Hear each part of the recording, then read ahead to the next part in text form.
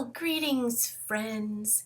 It's Denise again with Denise's Dancing Paintbrush and another collage. Finally, after 2 weeks of garden tours and porcelain doll tours, here I am doing this obstinate boy.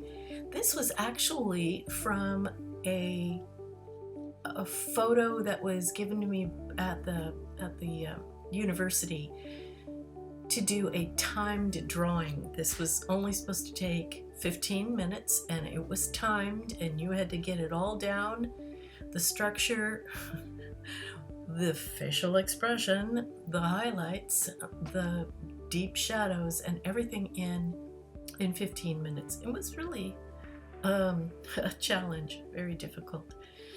But then I went ahead and did it again for my collage, and I think that he's got some great expression, this obstinate look.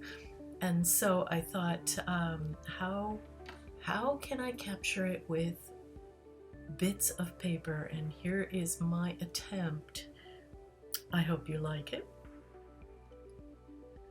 And who hasn't seen this face? I mean, really. This is your typical defiance right there. So of course I start with a background, and I decided on this, well, I was going to say lemony yellow, more like tan to gold for the background.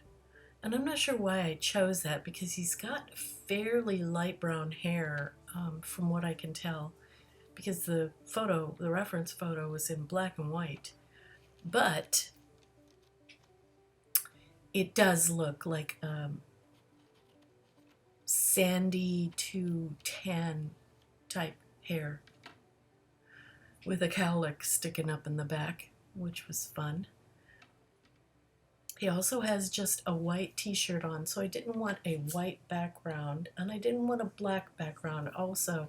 Too dark and sinister looking with that pouty face. So I chose this cheerful yellow color. And sometimes it's just a matter of, what do you want? What are you thinking? What's the mood you want to portray? And he's already portraying quite the mood, a little dark. However, I was amused.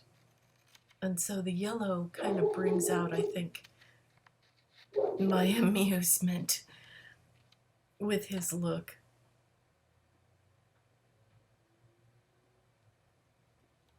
I started with white on the face, went to a kind of a tan, goldish tan, and then went to a warm tan, warm, almost pink.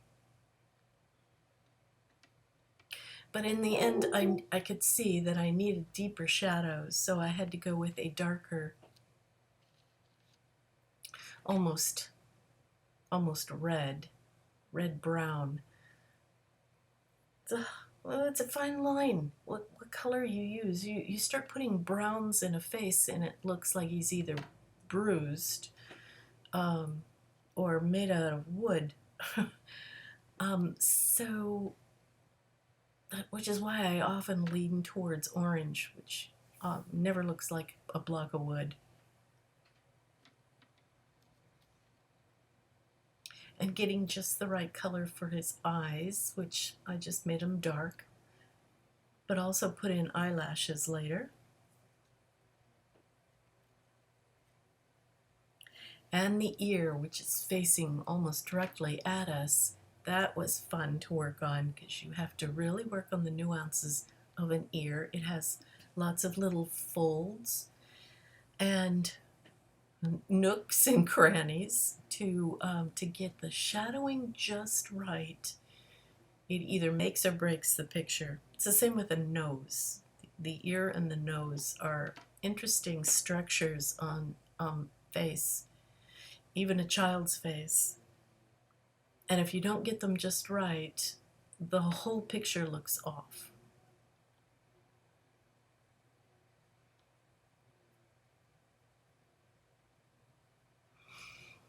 So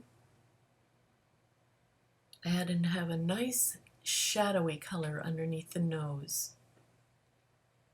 And the nose itself can be quite light, but the shadow under it had best be dark to make it look like the structure actually protrudes from the face. Either that or it would look like it was flattened onto his face. It's the same with the ear. It has to have some deep shadows or it would just look like a apricot pasted to the side of his head.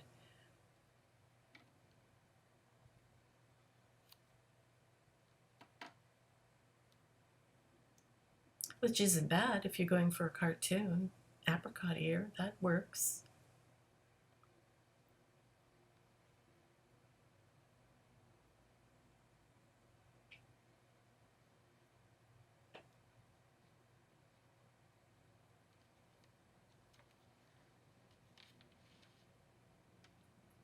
You see I needed a deeper shadow under the chin. So I had to use something very dark. It might be a little too dark. I'll let you decide.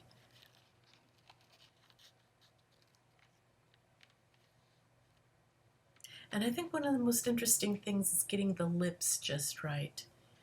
Because that lower lip is protruding, you can see that it's almost the same value as the rest of the cheek and chin. So I have to put a shadow under it, under that lower lip, and over it to make it look a little more like it's three-dimensional.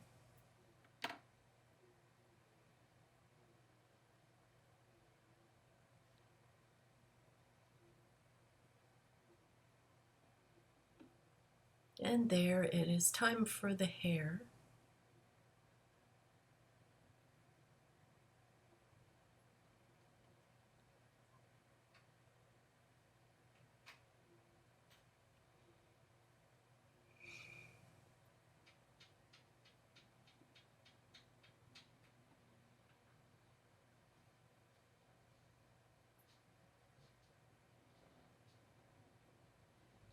I could do it all in one piece, but I find that cutting the little pieces of pointy pieces of paper make the hair look a little more like individual clumps of hair rather than one big helmet. This takes longer, yes, but it looks more natural. Let's face it, I'm using bits of cut paper. It's got to have something going for it to give it that representational look. Otherwise, you know, it would be an abstract, which I'm not really into.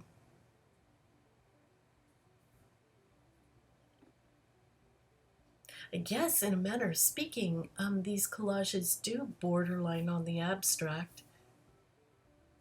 That's not what I intend, but, you know, it does sort of look a little like that sometimes.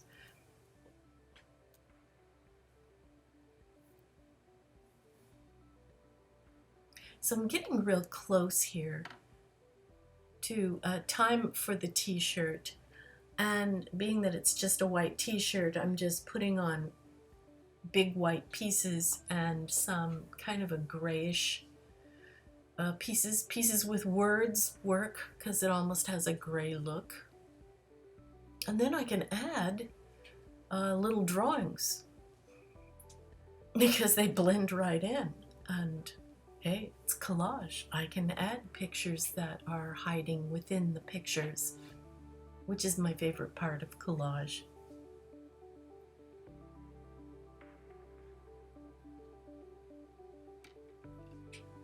And so finally, there we are, the finished product, our little obstinate boy. Tell me what you think in the comments below. I really appreciate constructive comments and criticism. And I'm working on another little boy already, so just as soon as I finish one, I jump into another one. What can I say? Thanks so much for watching all the way to the end, and I'll see you again next time. Bye everyone. Happy drawing.